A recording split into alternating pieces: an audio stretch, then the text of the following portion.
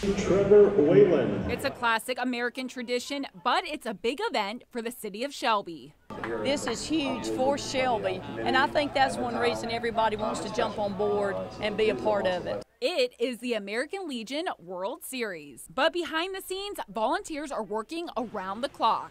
This is the 5th year that Shelby has hosted the American Legion World Series, and there's more than 700 volunteers, all to make the event a home run. Volunteers grill more than 3,000 hot dogs and hamburgers during the event. All right, thank you. Have a great time. Plus, they run ticket centers and the gates. You'll get, many thousands in here.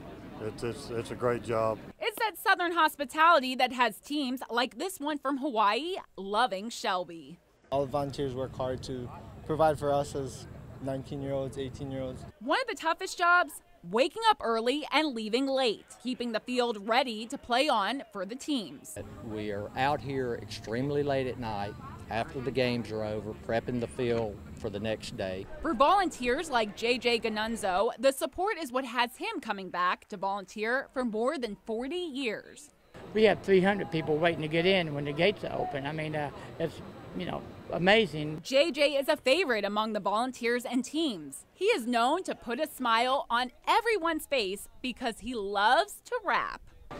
369, standing real fine. Move to the singing to me one more time. Get low, get low, get low. To the window, to the wall. Also putting a smile on the faces here, the city of Shelby coming together in a field of dreams.